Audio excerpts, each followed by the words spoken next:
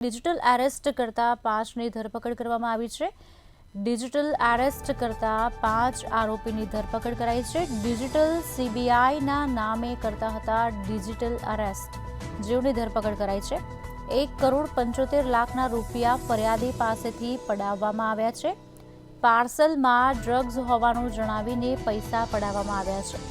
આપણે જણાવી દઈએ, 5માંથી 3 આરોપીઓ બેંકમાં નોકરી કરતા હોવાનું સામે આવ્યું છે। ત્યારે વધુ સમાચાર મળી રહ્યા છે। બેંકનો ડેપ્યુટી મેનેજર સમગ્ર ફ્રોડ કેસમાં ઇન્વોલ્વ હોય તેવું સામે આવ્યું છે। ડિજિટલ સીબીઆઈના નામે કરતા હતા ડિજિટલ એરેસ્ટ। 1,75,00,000 રૂપિયા ફરિયાદી પાસેથી પડાવવામાં આવ્યા છે। આપને જણાવી દઈએ, પાર્સલમાં ડ્રગ્સ હોવાનું જણાવીને પૈસા પડાવ્યા છે।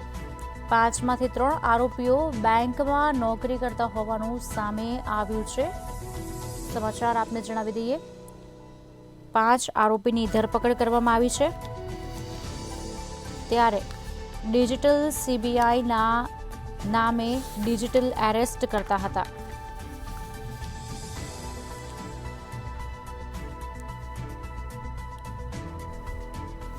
આજ અંગે વિગત આપશે અમારા સંવાદદાતા રવિ ભાવસાર ફોન લાઈન પર જોડાયા છે। રવિ, 5 લોકોની ધરપકડ કરી છે ડિજિટલ એરેસ્ટના નામ પર, શું વિગતો છે?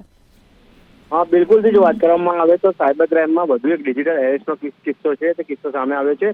જો વાત કરવામાં આવે તો જે પ્રમાણે સીઆઈડીના ઓફિસર હોવાનું કહીને જે ફરિયાદી છે, ફરિયાદી પાસેથી 1,75,00,000 રૂપિયા છે, 1,75,00,000 રૂપિયા પડાવી દીધા છે।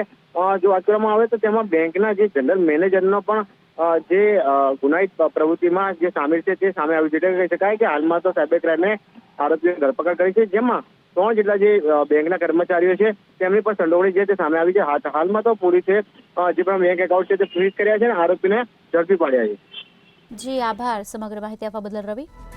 તો ડિજિટલ એરેસ્ટ કરતા 5 આરોપીની ધરપકડ કરવામાં આવી છે। ડિજિટલ સીબીઆઈના નામ પર ડિજિટલ એરેસ્ટ કરતા હતા। અત્યારે તમામ અકાઉન્ટ સીઝ કરવામાં આવ્યા છે। 1,75,00,000 રૂપિયાની રકમ ફરિયાદી પાસેથી પડાવવામાં આવી હતી।